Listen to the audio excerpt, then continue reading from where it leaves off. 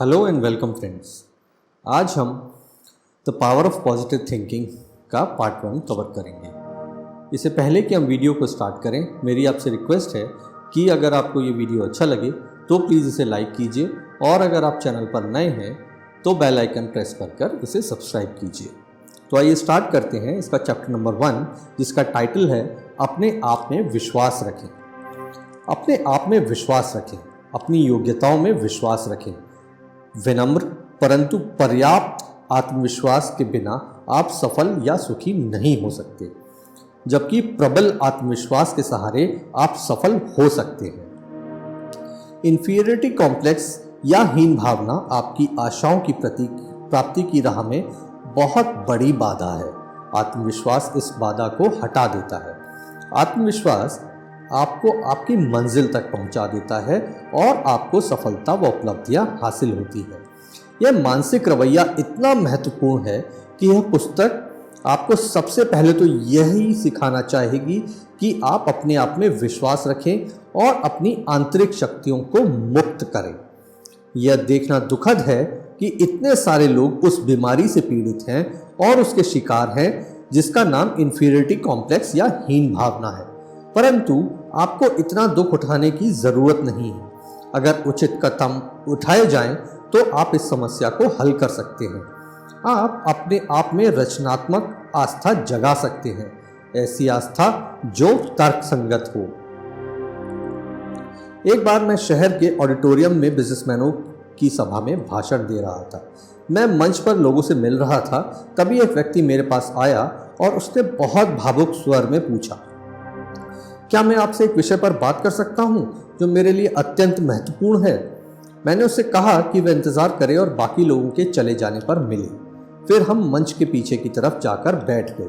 उसने कहा, मैं शहर में अपने जीवन की सबसे महत्वपूर्ण बिजनेस डील के लिए आया हूं। अगर मैं सफल हो गया तो मेरी किस्मत चमक जाएगी, परंतु अगर मैं असफल हो गया तो मैं हमेशा के लिए बर्बाद हो जाऊंगा। मैंने उसे सुझाव दिया कि वह थोड़ा रिलैक्स हो जाए, क्योंकि जिंदगी में कोई भी बात इतनी पक्की नहीं होती। अगर वह सफल होता है तो अच्छी बात है, परंतु अगर वह असफल होता है तो चिंता की क्या बात है, कल और भी मौके तो आएंगे। उसने निराश स्वर में कहा, मुझे अपने आप पर बिल्कुल भी भरोसा नहीं है। मुझ में कतई आत्मविश्वास नहीं है। मुझे लगता है कि मैं कभी सफल नहीं हो पाऊंगा। मैं बहुत निराश और दुखी हूँ। मुझे लगता है कि मैं कभी सफल नहीं हो पाऊंगा। मैं बहुत निराश और दुखी हूँ। सच कहूँ तो मेरी जिंदगी का जहाज लगभग डूब चुका है। मैं अब 40 साल का हो चुका हूँ। ऐसा क्यों है कि मैं जिंदगी भर हीन भावना, आत्मविश्वास की कमी और खुद पर शंका के कारण परेशान रहा हूँ। आज मैंने आपका भाषण सुना जिसमें आपने सकारात्मक चिंतन की शक्ति के बारे में बात की। मैं आपसे यह पूछना चाहता हूं कि मैं अपने आप में किस तरह आस्था रख सकता हूं, अपना आत्मविश्वास किस तरह बढ़ा सकता हूं। इसके लिए 2 कदम उठाए जा सकते हैं, मैंने जवाब दिया। सबसे पहले तो यह जानना महत्वपूर्ण है कि आप में शक्तिहीनता की भावनाएं क्यों और कहां से आ रही है। इसमें विश्लेषण की ज़रूरत है और इसलिए इसमें समय लगेगा। हमें अपने भावनात्मक रोगों के प्रति भी वही नज़रिया रखना चाहिए जो डॉक्टर शारीरिक रोगों के प्रति रखता है, परंतु यह काम तत्काल नहीं किया जा सकता। कम से कम आज की रात हमारी छोटी सी मुलाकात में तो बिल्कुल नहीं किया जा सकता और स्थायी समाधान खोजने के लिए उपचार की आवश्यकता होगी। परंतु उसे तत्कालिक समस्या से निपटने के लिए मैं आपको एक फॉर्मूला ज़रूर दे सकता हूँ। मैं दावे से कह सकता हूं कि अगर आप इसका प्रयोग करेंगे तो यह आपके बहुत काम आएगा।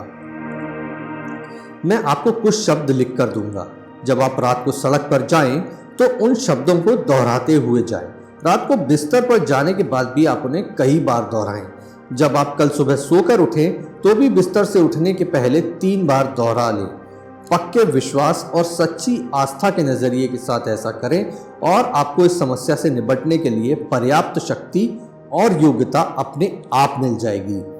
बाद में अगर आप चाहें तो हम आपकी मूलभूत समस्या का विस्तृत विश्लेषण कर सकते हैं, परंतु उस विश्लेषण का परिणाम जो भी हो, जो फॉर्मूला मैं आपको अभी देने जा रहा हूं वह आपके अंतिम उपचार में बहुत महत्वपूर्ण भूमिका निभाएगा। नीचे वह सूत्र दिया गया है जो मैंने उसे दिया। मैं ईसा मसीह की मदद से सारे काम कर सकता हूं क्योंकि वही मुझे शक्ति देते हैं। वह इन शब्दों से परिचित नहीं था, इसलिए मैंने उन्हें एक कार्ड पर लिख दिया और उससे वहीं पर 3 बार जोर से पढ़वाया। अब जाओ और इस नुस्खे का पालन करो, मुझे विश्वास है कि सब ठीक हो जाएगा। वह उठा और एक पल के लिए चुपचाप खड़ा रहा। फिर उसने काफी भावुक अंदाज में कहा, ठीक है डॉक्टर, ठीक है। मैंने उसे अपने कंधे सीधे करते और रात के अंधेरे में बाहर जाते हुए देखा। वह दुखी लग रहा था, परंतु जिस तरह से वह चल रहा था उससे मुझे यह एहसास हुआ कि आस्था यानी फेथ उसके मस्तिष्क में अपना काम शुरू कर चुकी है। बाद में उसने मुझे बताया कि इस छोटे से फॉर्मूले ने सचमुच जादू कर दिया था। उसने यह भी कहा, विश्वास ही नहीं होता कि बाइबल के कुछ शब्द किसी इंसान के लिए इतना कुछ कर सकते हैं। बाद में इस व्यक्ति ने अपनी हीन भावना के नजरिए के कारणों का अध्ययन करवाया। वैज्ञानिक परामर्श और धार्मिक आस्था के प्रयोग द्वारा इन्हें हटा दिया गया। उसे सिखाया गया कि किस तरह आस्था रखी जाए। उसे कुछ विशिष्ट निर्देश दिए गए जिनका पालन उसे करना था, जो उस अध्याय में बाद में दिए गए हैं। धीरे धीरे उसने दृढ़, स्थायी और पर्याप्त विश्वास हासिल कर लिया। वह अब भी इस बात पर हैरान होता है कि पहले अच्छी चीजें उससे दूर भागती थीं, जबकि अब वे उसके करीब आ जाती हैं। उसका व्यक्तित्व भी अब नकारात्मक की जगह सकारात्मक हो गया है। इस वजह से अब वह सफलता को अपने से दूर नहीं भगाता, बल्कि अपनी ओर आकर्षित करता है। अब उसे अपनी खुद की शक्तियों में सच्चा विश्वास हो गया है। हीन भावना के कई कारण होते हैं और उसमें से ज्यादातर की जड़ें हमारे बचपन में होती हैं। एक एग्जीक्यूटिव ने एक बार मुझसे एक युवक के बारे में परामर्श मांगा जिसका वह प्रमोशन करवाना चाहता था, परंतु उसने यह भी कहा, महत्वपूर्ण गोपनीय जानकारी के विषय में इस व्यक्ति पर भरोसा नहीं किया जा सकता। और मुझे इस बात का बेहद अफसोस है, क्योंकि अगर ऐसा ना होता तो मैंने उसे अपना प्रशासनिक सहयोगी बना लिया होता। उसमें बाकी सभी आवश्यक योग्यताएं हैं, परंतु वो बहुत ज़्यादा बोलता है और हालांकि उसका ऐसा कोई इरादा नहीं होता, परंतु वह निजी और महत्वपूर्ण गोपनीय रहस्य सबको बता देता है। विश्लेषण करने पर मैंने पाया कि वह युवक केवल अपनी हीन भावना के कारण ही ज्यादा बोलता था। अपनी हीन भावना को छुपाने के लिए वह अपने ज्ञान का प्रदर्शन करने से अपने आप को रोक नहीं पाता था। वह उन लोगों के साथ काम कर रहा था जिनकी आर्थिक स्थिति अच्छी थी और जो कॉलेज और फ्रेटर्निटी में रह चुके थे, परंतु यह लड़का गरीबी में पला बड़ा था और वह ना तो कॉलेज गया था और ना ही फ्रेटर्निटी का सदस्य था। इसलिए वह अपने सहयोगियों के सामने शिक्षा और सामाजिक स्तर के मामले में खुद को छोटा समझता था। उसके सहयोगियों के सामने अपनी प्रतिष्ठा जमाने और अपने आत्म स्वाभिमान को बढ़ाने के लिए उसका अवचेतन मस्तिष्क, जो हमेशा कोई ना कोई सांत्वना का तरीका ढूंढ लेता है, उसे उसकी ईगो बढ़ाने के तरीके सुझाता रहता था। वह उद्योग में अंदर की बातें जानता था और अपने सीनियर्स के साथ सम्मेलनों में जाया करता था, जहां वह प्रसिद्ध लोगों से मिलता था और महत्वपूर्ण निजी चर्चाओं को सुनता था। वह बस इतनी सी अंदरूनी जानकारी बता देता था ताकि उसके सहयोगी उसके प्रति ईर्ष्या और प्रशंसा के भाव से भर जाएं। इससे उसका आत्म स्वाभिमान बढ़ जाता था और प्रतिष्ठा की उसकी इच्छा भी पूरी हो जाती थी। जब नियोक्ता को उसके व्यक्तित्व के इस गुण का कारण पता चला, तो एक दयालु और सहिष्णु व्यक्ति होने के नाते उसने युवक को बताया कि इस बिजनेस में उसकी योग्यताओं की वजह से उसे कितने अवसर मिल सकते हैं। उसने यह भी बताया कि किस तरह उसकी हीन भावना उसे गोपनीय मामलों में अविश्वसनीय बना रही है। इस आत्मज्ञान के साथ ही आस्था और प्रार्थना की तकनीकों के गंभीर अभ्यास ने उसे उसकी कंपनी का एक बहुमूल्य कर्मचारी बना दिया। उसकी सच्ची शक्तियां अब जाग चुकी थी। मैं शायद आपको यह तरीका बता सकता हूँ जिससे कई युवा व्यक्तिगत रूप से हीन भावना विकसित कर लेते हैं। बचपन में मैं बहुत दुबला था, मुझ में ऊर्जा की कोई कमी नहीं थी। मैं ट्रैक टीम में था और मैं किसी खंबे की तरह स्वस्थ और कठोर था, परंतु मैं किसी कील की तरह दुबला था और मुझे इस बात का दुख था क्योंकि मैं दुबला नहीं रहना चाहता था। सभी लोग मुझे पतलू कहकर बुलाते थे, जबकि मैं चाहता था कि मुझे मोटू कहकर बुलाया जाए। मैं मोटा होना चाहता था। मैं कठोर, कड़क और मोटा होने के लिए लालायित था। मैंने मोटे होने की हर संभव कोशिश की। मैंने कॉड लिवर ऑयल पिया, अनगिनत मिल्क शेक पिए, हजारों चॉकलेटें खाईं जिनमें क्रीम भी थी और गिरी भी। मैंने असंख्य केक और पाई खाए, परंतु किसी चीज़ से रत्ती भर भी फर्क नहीं पड़ा। मैं दुबला का दुबला ही रहा। मैं रातों को इस बात पर चिंता किया करता था और दुखी होता रहता था। मैं 3 साल की उम्र तक मोटे होने की कोशिश करता रहा। तभी अचानक मैं सचमुच मोटा हो गया। मेरे कपड़ों की सिलाई उधड़ने लगी। तब मैं जागा, परंतु तब तक मैं बहुत ज़्यादा मोटा हो चुका था। आखिरकार मुझे 40 पाउंड वज़न कम करने में और सम्मानजनक आकार में आने में काफ़ी कष्ट हुआ और मुझे बहुत मेहनत करनी पड़ी। दूसरी बात यह थी कि इस व्यक्तिगत विश्लेषण को मैं यहाँ पर सिर्फ इसलिए दे रहा हूँ ताकि इससे लोगों को यह पता चले कि यह बीमारी किस तरह काम करती है। कि मैं एक पादरी का पुत्र था और मुझे यह बात बार बार याद दिलाई जाती थी। बाकी सभी लोगों को चाहे वह कर सकते थे, परंतु अगर मैंने ज़रा सी छोटी सी भी गड़बड़ की तो लोग कहते थे, अरे तुम तो पादरी के बेटे हो। तो मैं पादरी का पुत्र नहीं होना चाहता था, क्योंकि ऐसा माना जाता है कि उपदेशकों के पुत्र अच्छे बच्चे होते हैं और कमज़ोर टाइप के होते हैं। मैं अपनी सख्त और कड़क छवि बनाना चाहता था। शायद यही कारण है कि पादरियों के पुत्रों की ऐसी छवि बन गई है कि उनके साथ आसानी से संवाद नहीं किया जा सकता, क्योंकि वे चर्च के झंडे को हर वक्त उठाए रखने के खिलाफ बगावत करते हैं। मैंने कसम खाई कि एक काम है जो मैं कभी नहीं करूंगा और वह है पादरी बनना। इसके साथ ही मैं एक ऐसे परिवार से आया था जिसका हर सदस्य सार्वजनिक जीवन में परफॉर्मर था, मंच पर बोलने वाला वक्ता था और यह आखिरी चीज़ थी जो मैं बनना चाहता था।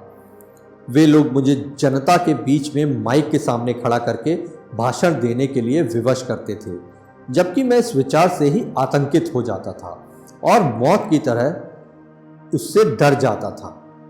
यह बरसों पहले की बात थी, परंतु इसका एहसास अब भी कभी कभार मुझे होता है जब मैं मंच पर कदम रखता हूँ। मुझे उन शक्तियों में विश्वास विकसित करने के लिए हर उस ज्ञात युक्ति की मदद लेनी पड़ी जो दयालु ईश्वर ने मुझे प्रदान की थी। मुझे इस समस्या का समाधान बाइबल में सिखाई गई आस्था की आसान तकनीकों में मिला। ये सिद्धांत वैज्ञानिक हैं और दमदार भी, और ये हीन भावना से पीड़ित किसी भी व्यक्ति का इलाज कर सकते हैं। इनके प्रयोग से पीड़ित व्यक्ति उन शक्तियों को खोज सकता है और मुक्त कर सकता है जो अविश्वास और असमर्थता की भावनाओं की बेड़ियों में जकड़ी रहती हैं। ये हीन भावना या इंफीरियरिटी कॉम्प्लेक्स के कुछ स्रोत हैं जो हमारे व्यक्तित्वों में शक्तिशाली अवरोध खड़े कर देते हैं। यह बचपन में हमारे साथ की गई भावनात्मक हिंसा हो सकती है, किन्हीं निश्चित परिस्थितियों के परिणाम हो सकते हैं, या ऐसी कोई चीज़ जो हमने खुद के साथ की हो।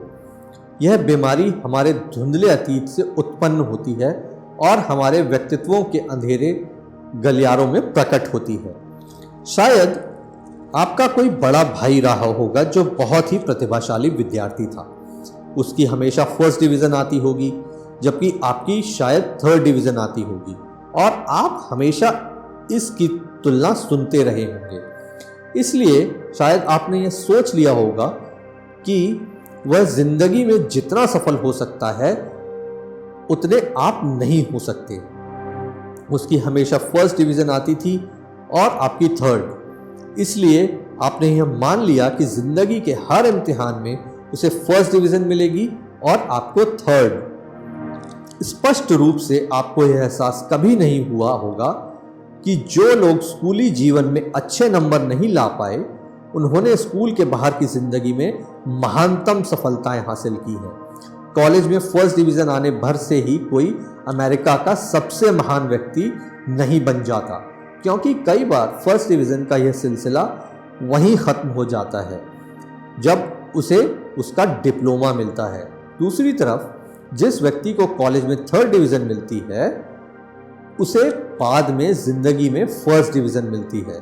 हीन भावना या खुद पर शंका को मिटाने का सबसे बड़ा रहस्य है अपने दिलो दिमाग को विश्वास से लबालब भर लेना। ईश्वर में प्रबल आस्था यानी फेथ विकसित करें और इससे आपको विनम्र परंतु सशक्त व यथार्थवादी आस्था भी मिलेगी। प्रबल आस्था प्रार्थना से हासिल होती है, ढेर सारी प्रार्थना से, बाइबल को पढ़ने और मानसिक रूप से आत्मसात करने से हासिल होती है तथा इसकी प्रार्थना की तकनीकों के अभ्यास से हासिल होती है। आगे अध्याय में मैं प्रार्थना के कुछ फॉर्मूले बताऊंगा, परंतु यहाँ मैं आपको यह बताना चाहता हूँ कि हीन भावना को नष्ट करने के लिए आपको अच्छी क्वालिटी की आस्था की ज़रूरत है।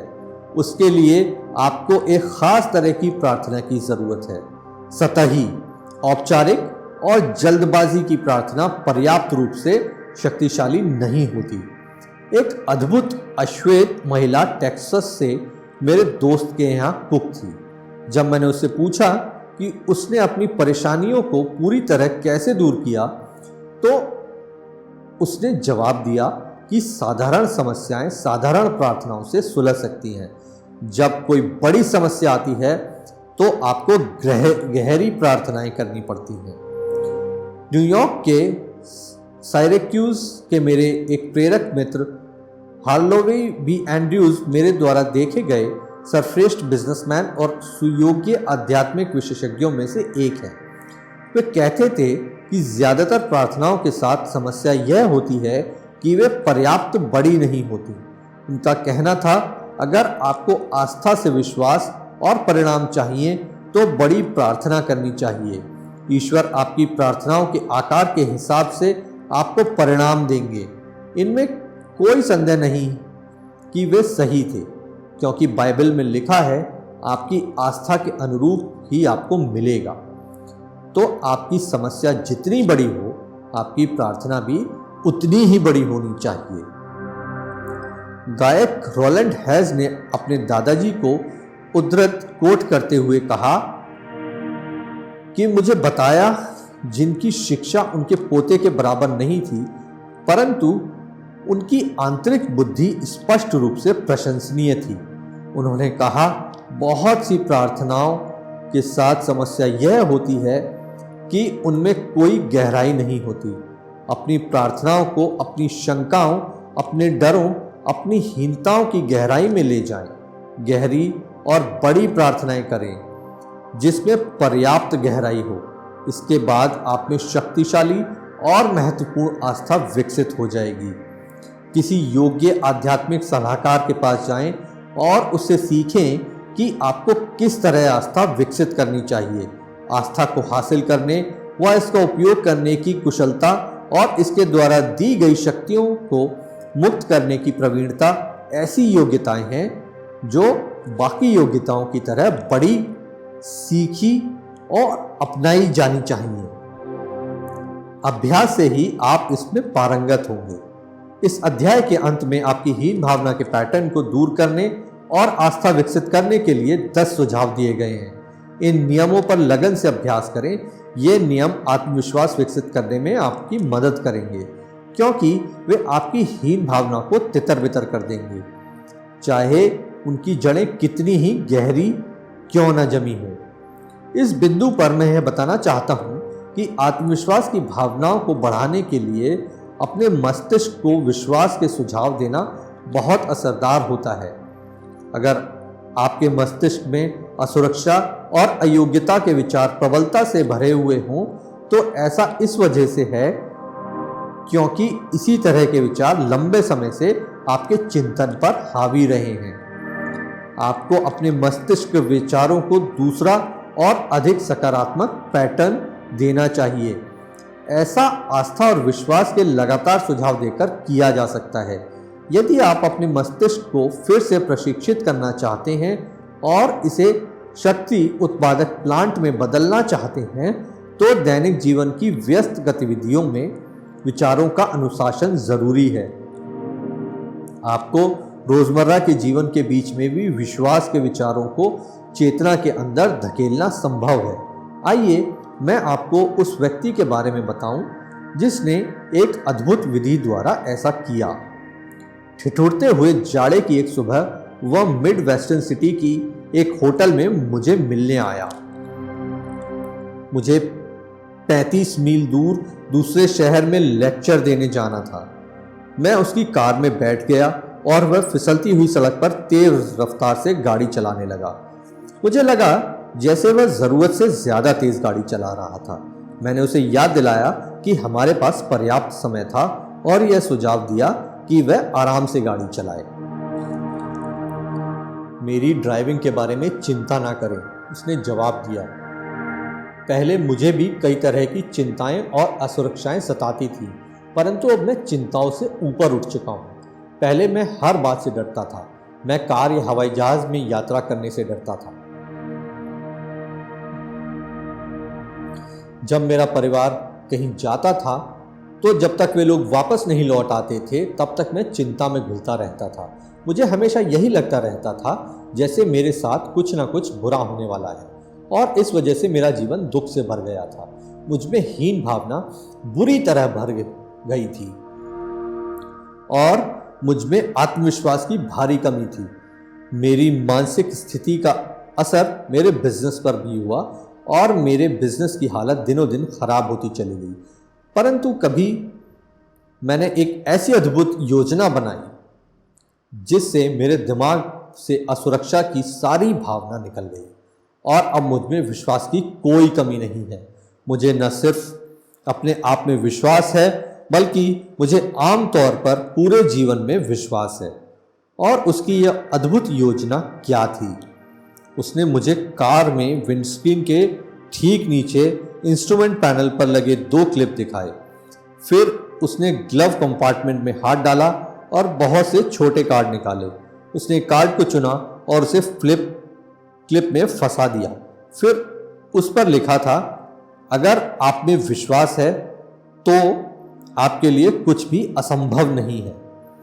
फिर उसने उस कार्ड को हटाया और एक हाथ से गाड़ी चलाते हुए दूसरे हाथ से कार्ड छांटते हुए एक और कार्ड चुना और उसे क्लिप के नीचे लगा दिया। उस पर लिखा था, अगर ईश्वर हमारे साथ हो तो कौन हमारे खिलाफ हो सकता है। उसने बताया, मैं एक ट्रैवलिंग सेल्समैन हूं और मैं ग्राहकों से मिलने के लिए दिन भर कार से यात्रा करता हूं।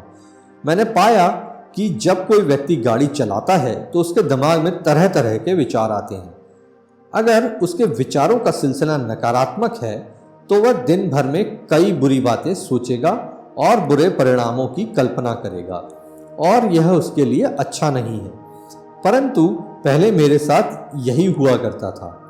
ग्राहकों से मुलाकात करने जाते हुए कार चलाते समय मेरे मन में डर और असफलता के विचार लगातार आते रहते थे और यह भी एक वजह थी कि मेरी बिक्री कम हो पाती थी। परंतु जब से मैंने इन कार्डों का प्रयोग शुरू किया है और इन शब्दों को याद कर लिया है, तब से मैंने अलग तरह से सोचना शुरू कर दिया है। पहले जो पुरानी असुरक्षाएं मुझे सताती थीं, अब वह मेरे मन से लगभग पूरी तरह निकल चुकी थीं। जब असफलता और अयोग्यता के डर के विचारों के बजाय मैं आस्था और साहस के विचार सोचने लगा हूं, यह सचमुच आश्चर्यजनक है कि इस तरीके ने मुझे कितना बदल दिया है। इस अद्भुत तकनीक ने मेरे बिजनेस को भी चमका दिया है, क्योंकि अगर आप असफल होने की कल्पना करते हुए किसी ग्राहक के पास जाएंगे तो आपको बेचने में सफलता कैसे मिल सकती है। मेरे दोस्त की योजना सचमुच समझदारी की योजना थी। ईश्वर की उपस्थिति, उसका सहयोग, उसकी मदद इन सब सकारात्मक बातों को इस व्यक्ति ने अपने मन में बिठा लिया था और इस वजह से उसने सचमुच अपने विचारों को सिलसिला बदल दिया था। उसने असुरक्षा की लंबे समय से जमी हुई भावना को जड़ से खत्म कर दिया। उसने अपनी संभावित शक्तियों को जगा लिया था। हम किस तरह से सोचते हैं, इसके कारण ही हम असुरक्षा या सुरक्षा की भावना का निर्माण करते हैं। अगर हम हमेशा यही विचार करें और कल्पना करें कि कोई बुरी घटना होने वाली है, तो इसका परिणाम यह होगा कि हम हमेशा असुरक्षित महसूस करेंगे। इससे भी ज़्यादा गंभीर बात यह है कि हम अपने विचारों की शक्ति द्वारा उन बुरी घटनाओं को आमंत्रण भी देते हैं जिनमें हम डर रहे हैं। इस सेल्समैन ने कार में अपने सामने कार्ड रखकर साहस और विश्वास के महत्वपूर्ण विचारों द्वारा सचमुच सकारात्मक परिणाम प्राप्त किए। पहले उसकी शक्तियां पराजय के मनोविज्ञान के बंधन में बंधी हुई थी, अब रचनात्मक नजरिए की प्रेरणा के कारण वह बंधन खुल गए और उस व्यक्ति की शक्तियां पूरी तरह स्वतंत्र हो सकी। स्पष्ट रूप से आत्मविश्वास की कमी आज इंसानों की सबसे बड़ी समस्याओं में से एक है। एक यूनिवर्सिटी में मनोविज्ञान के लगभग 600 विद्यार्थी का सर्वे किया गया। विद्यार्थियों से पूछा गया कि उनकी सबसे कठिन व्यक्तिगत समस्या कौन सी है। 75% ने जवाब दिया, आत्मविश्वास की कमी। इस आधार पर हम यह अनुमान लगा सकते हैं कि आम जनता की स्थिति भी कमोबेश यही होगी। हर जगह आप ऐसे लोगों से मिलते हैं जो अंदर से डरे हुए हैं, जो जिंदगी में दुबक कर चलते हैं, जिनमें असुरक्षा और अयोग्यता की भावनाएं गहराई में जमी हुई हैं, जिन्हें अपनी शक्तियों पर संदेह है। अंदर ही अंदर उन्हें विश्वास नहीं होता कि वे किसी जिम्मेदारी को निभाने के काबिल हैं या उनमें अवसर का लाभ उठाने की क्षमता है। उन्हें हमेशा यह स्पष्ट और काल्पनिक डर लगा रहता है कि कुछ न कुछ गड़बड़ होने वाली है। उन्हें यह विश्वास नहीं होता कि उनमें उतने सफल होने की काबिलियत है जितने सफल होना वे चाहते हैं। इसलिए वे अपने सामर्थ्य से बहुत कम स्तर पर ही संतुष्ट होने की कोशिश करते हैं।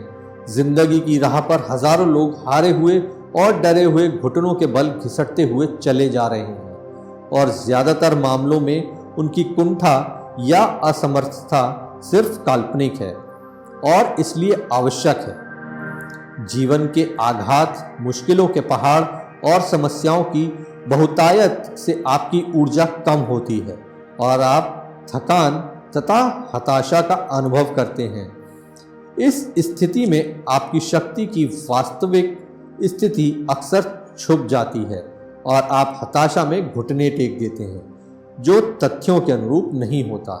यह बेहद महत्वपूर्ण है कि आप अपने व्यक्तित्व के सकारात्मक गुणों का विश्लेषण करें। तार्किकता के नज़रिए से ऐसा करने पर यह मूल्यांकन आपको विश्वास दिला देगा कि आप उतने पराजित नहीं हैं जितना कि आप अपने आप को सोचते हैं। उदाहरण के तौर पर 52 साल का एक व्यक्ति मेरे पास परामर्श के लिए आया। वह बहुत निराश था। उसने अपनी निराशा की कहानी सुनाई। उसने कहा सब कुछ खत्म हो चुका था। उसने जीवन भर जो बनाया था वह सब कुछ बर्बाद हो चुका था। सब कुछ? मैंने पूछा। सब कुछ। उसने दोहराया कि वह पूरी तरह बर्बाद हो चुका है। मेरे पास अब कुछ भी नहीं बचा है, सब कुछ चला गया है। अब कोई आशा नहीं है और अब मैं इतना बूढ़ा हो चुका हूँ कि एक बार फिर से शुरुआत नहीं कर सकता।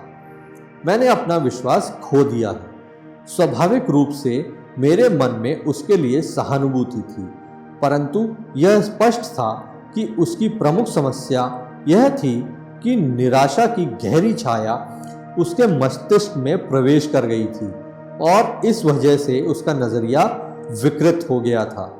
उसी के विकृत चिंतन के कारण उसकी सच्ची शक्तियां सामने नहीं आ पा रही थी और इस वजह से वह कमजोर पड़ गया था। चलिए, मैंने कहा, हम एक कागज पर लिखें कि आपके पास क्या क्या बाकी है। इससे कोई फायदा नहीं होगा। उसने ठंडी सांस लेते हुए कहा। मेरे पास कुछ नहीं बचा है, मुझे लगता है मैंने आपको पहले ही ये बता दिया है। मैंने कहा, फिर भी देखने में हर्ज क्या है? क्या आपकी पत्नी अब भी आपके साथ है? क्यों नहीं, बिल्कुल है, और वह बहुत भली महिला है। हमारी शादी को 30 साल हो गए हैं। चाहे हालात कितने ही बिगड़ जाएं, वह कभी मेरा साथ नहीं छोड़ेगी। बहुत अच्छा, तो अब हम इस बात को लिख लेते हैं। आपकी पत्नी अब भी आपके साथ है, और चाहे कुछ भी हो जाए वह कभी आपका साथ नहीं छोड़ेगी। और आपके बच्चे? मेरे 3 बच्चे हैं, उसने जवाब दिया, और तीनों बहुत अच्छे हैं। जब उन्होंने मुझसे आकर ये कहा तो उनकी बात मेरे दिल को छू गई। डैड, हम आपसे प्रेम करते हैं और हम पूरी तरह आपके साथ हैं। अच्छा, मैंने कहा, तो नंबर 2 पर हम यह लिख लेते हैं कि आपके 3 बच्चे हैं जो आपसे बहुत प्रेम करते हैं और आपका साथ देंगे। अब यह बताएं कि क्या आपके दोस्त हैं? हाँ, उसने कहा, मेरे कई दोस्त बहुत अच्छे हैं। मुझे मानना पड़ेगा कि वे बहुत ही उदार हैं। वे मेरे पास आए और उन्होंने मुझसे कहा कि वे मेरी मदद करना चाहेंगे, परंतु वे कर ही क्या सकते हैं? वे कुछ नहीं कर सकते हैं। तो इसे हम तीसरे नंबर पर लिख लेते हैं। आपके पास कुछ अच्छे दोस्त हैं जो आपकी मदद करने को तैयार हैं और वे आपका सम्मान करते हैं। और आपकी अंतरात्मा? क्या आपने कोई गलत काम किया है? बिल्कुल नहीं, उसने जवाब दिया। मेरी अंतरात्मा बिल्कुल साफ है।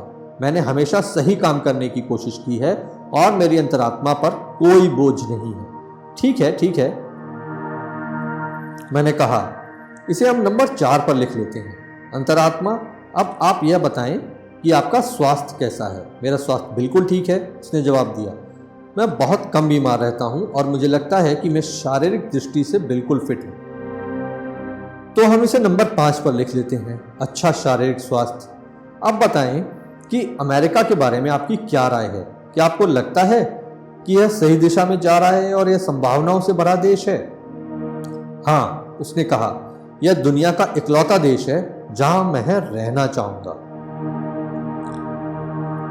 तो हम इस बात को नंबर 6 पर लिख लेते हैं।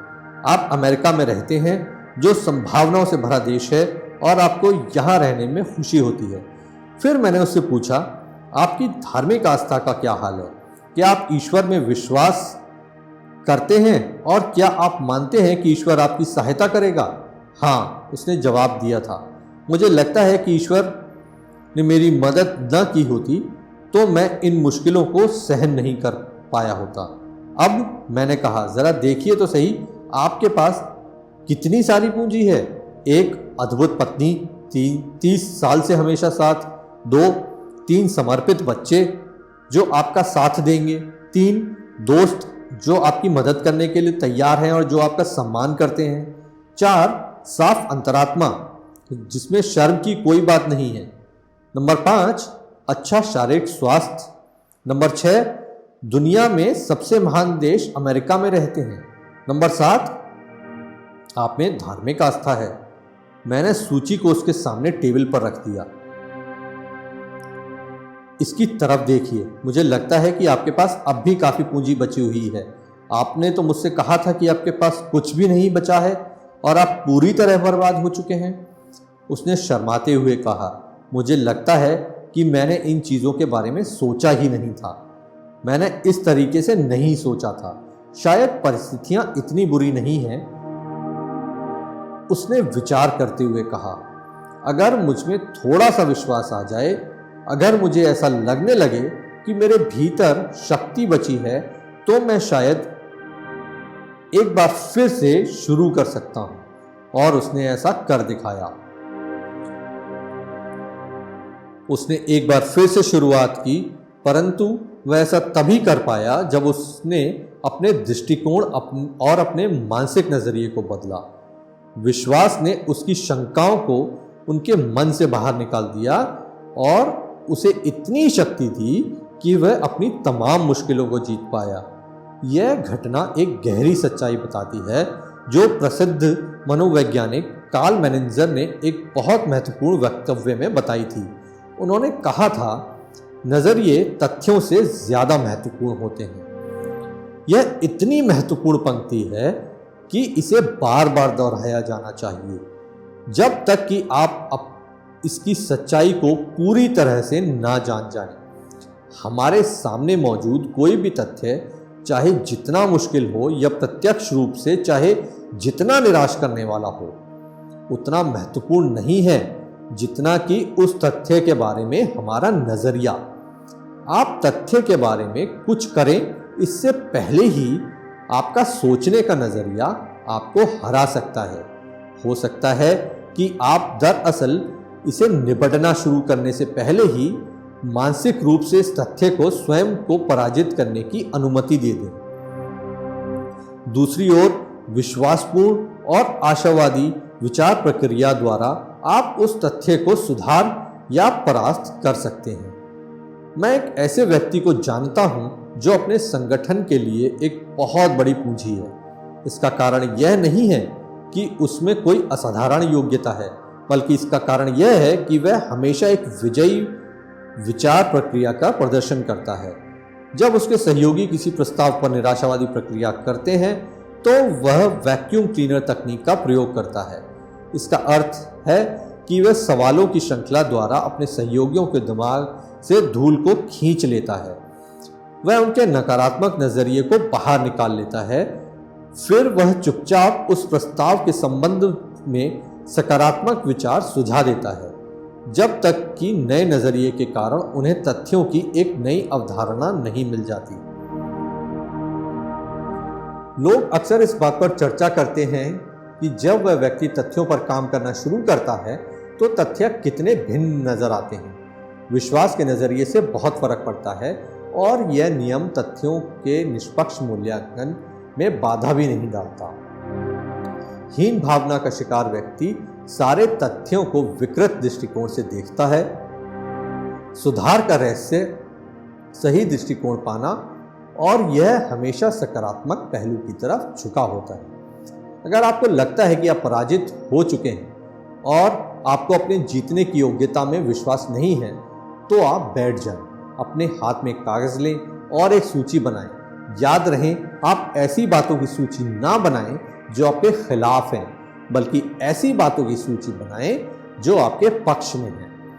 अगर आप या मैं कोई भी लगातार अपनी विरोधी शक्तियां के बारे में ही सोचता रहेगा तो हम उन्हें जरूरत से ज्यादा शक्तिशाली बना देंगे।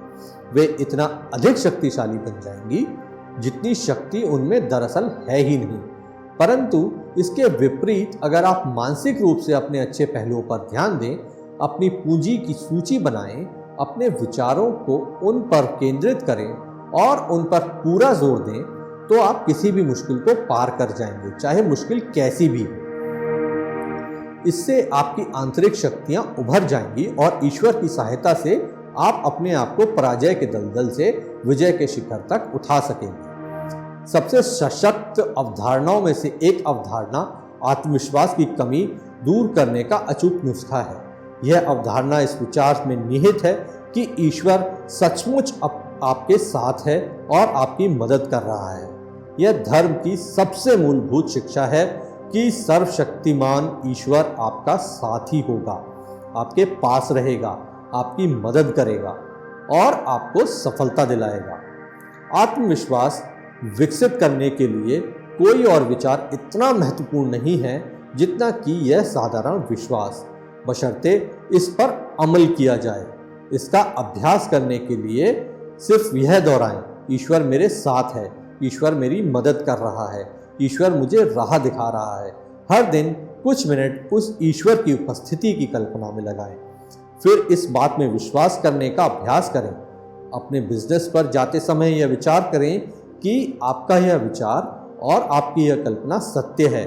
इसे दृढ़ता से कहें, इसकी कल्पना करें, इसमें विश्वास करें और यह खुद को हकीकत में बदल लेगा। इस तरीके से जो शक्तियां जागृत होंगी वे आपको हैरान कर देंगी। विश्वास की भावनाएं आपके मस्तिष्क में आदतन रहने वाले विचारों के प्रकार पर निर्भर करती हैं।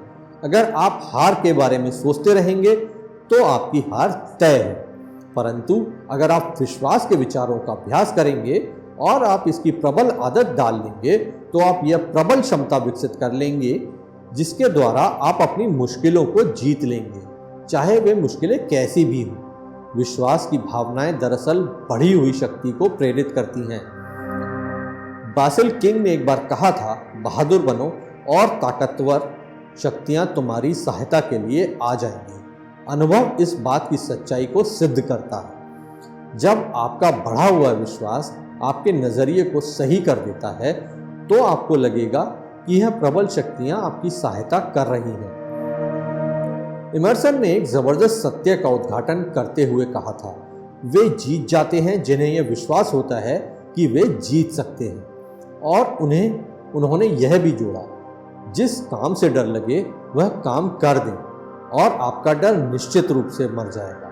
विश्वास और आस्था का प्रयोग करें और आप देखेंगे कि डर और असुरक्षा की भावनाएं आपका कुछ नहीं बिगाड़ पाएंगी। एक बार स्टोनवेल जैक्सन एक साहसिक आक्रमण की तैयारी कर रहे थे। तभी एक जनरल डर कर यह आपत्ति उठाने लगा, मैं इस बात से डरता हूँ या मुझे डर है कि इस डरने वाले अधीनस्थ के कंधे पर अपना हाथ रखते हुए जैक्सन ने कहा, जनरल अपने डर को कभी अपना सलाहकार मत बनाओ। रहस्य यह है कि आप अपने मस्तिष्क में आस्था, विश्वास और सुरक्षा के विचार भर लें। वे आपके मन से सारी शंका, सारी हीन भावना बाहर निकाल देंगे। एक व्यक्ति लंबे समय तक असुरक्षाओं और डरों की यातना भोग चुका था। मैंने उसे सुझाया कि वह बाइबल पढ़े और साहस और विश्वास से संबंधी हर वाक्य को लाल पेंसिल से रेखांकित कर ले। उसने उन्हें याद भी कर लिया। दरअसल उसने अपने मस्तिष्क में दुनिया के सबसे स्वस्थ, सुखी और सशक्त विचार भर लिए। इन प्रबल विचारों ने उसे निराश व्यक्ति से बदलकर सशक्त व्यक्ति बना दिया। कुछ ही सप्ताह में जो परिवर्तन हुआ वह अद्भुत था। लगभग पूर्ण पराजय से वह एक विश्वासपूर्ण और प्रेरक व्यक्ति में बदल गया था। अब वह साहस और चुंबकीय संप्रेषित करता है। उसने अपने विचारों को सही करने की आसान प्रक्रिया द्वारा अपनी शक्तियों और अपने आप में विश्वास एक बार फिर से हासिल कर लिया। संक्षेप में, आप अभी अपने आत्मविश्वास को बढ़ाने के लिए क्या कर सकते हैं? हीन भावना के नज़रिए को जीतने और विश्वास बढ़ाना सीखने के लिए मैं यहाँ पर 10 आसान परंतु कारगर नियम दे रहा हूँ। हजारों लोगों ने इन नियमों का प्रयोग किया है और उन्हें इनके सफल परिणाम मिले हैं। इनके अनुसार चलें और आप भी अपनी शक्तियों में विश्वास कर पाएंगे। आपको भी शक्ति के नए संचार का अनुभव होगा। नंबर 1, अपने दिमाग में यह अमिट छवि बिठा लें कि आप सफल हो रहे हैं। इस छवि को हमेशा स्पष्टता से बनाए रखें, इसे धुंधला ना होने दें। आपका मस्तिष्क इस तस्वीर को पूरा करने के रास्ते खोजेगा। कभी भी यह ना सोचें कि आप असफल हो रहे हैं। अपनी मानसिक छवि की सच्चाई पर कभी शंका ना करें। ऐसा करना बहुत खतरनाक है, क्योंकि मस्तिष्क जो तस्वीर बनाता है वह हमेशा उसे पूरा करने की कोशिश करता है। इसलिए हमेशा सफलता की तस्वीर ही बनाएं, चाहे आपके जीवन में इस क्षण कितनी ही समस्याएं या मुश्किलें क्यों ना हो। नंबर 2, जब भी अपनी शक्तियों के बारे में कोई नकारात्मक विचार आपके मन में आए तो इसे समाप्त करने के लिए तत्काल कोई सकारात्मक विचार सोच लें। नंबर 3, अपनी कल्पना में बाधाओं का निर्माण ना करें। हर तथाकथित बाधा को कम करके आंकें। अपनी कल्पना में बाधा को बड़ा या विराट ना बनाएं। कठिनाइयों को समाप्त करने से पहले उनका अध्ययन और विश्लेषण करना पड़ता है, परंतु उन्हें उनके असली स्वरूप में ही देखना चाहिए। डर के विचारों से उन्हें फुलाना नहीं चाहिए। नंबर 4, दूसरे लोगों को देखकर चमत्कृत ना हो जाएं और उनकी नकल करने की कोशिश ना करें। आपके रूप में कोई भी उतना प्रभावशाली या योग्य नहीं हो सकता जितना कि आप स्वयं। याद रखें कि ज़्यादातर लोग ऊपर से आत्मविश्वास से भरे दिखते हैं, परंतु अंदर से वे भी अपने बारे में उतने ही डरे और सशंकित होते हैं जितना कि मैं और आप। नंबर 5, हर दिन 10 बार इन शक्तिशाली शब्दों को दोहराएं। अगर ईश्वर हमारे साथ हो तो कौन हमारे खिलाफ हो सकता है। नंबर 6, किसी योग्य सलाहकार से सलाह लें ताकि आप समझ सकें कि आप जो करते हैं वह आप क्यों करते हैं। अपनी हीन भावना या आत्मशंका की भावनाओं के उद्गम को जानें, जो अक्सर बचपन से शुरू होती है। आत्मज्ञान से उपचार संभव होता है। नंबर 7, हर दिन 10 बार यह बोलें, हो सके तो जोर से, मैं ईश्वर की मदद से सारे काम कर सकता हूं क्योंकि वही मुझे शक्ति देते हैं। इन शब्दों को अभी दोहराएं। इस धरती पर इंफीरियरिटी कॉम्प्लेक्स का इससे शक्तिशाली इलाज नहीं है। नंबर 8, अपनी योग्यता का सच्चा अनुमान लगाएं, फिर इसे 10% बढ़ा लें। अहंकारी ना बने, परंतु स्वस्थ आत्मसम्मान विकसित करें। ईश्वर द्वारा खुद को दी गई शक्तियों में विश्वास करें। नंबर 9, अपने आप को ईश्वर के हवाले कर दें। ऐसा करने के लिए आपको सिर्फ यह कहना होगा, मैं ईश्वर के हाथों में हूँ, और फिर विश्वास करें कि अभी आपको ईश्वर से वे सभी शक्तियाँ मिल रही हैं जिनकी आपको ज़रूरत है। अपने शरीर में इस शक्ति को प्रभावित होता महसूस करें। दृढ़ता से कहें कि आपके भीतर ईश्वर का साम्राज्य है और इसी से आपको वह शक्ति मिल जाएगी जो आपको मुश्किलों के पार ले जाएगी। और नंबर 10, खुद को याद दिलाएं कि ईश्वर आपके साथ है और इसलिए आपको कोई नहीं हरा सकता। विश्वास करें कि आपको अभी उससे वह शक्ति प्राप्त हो रही है।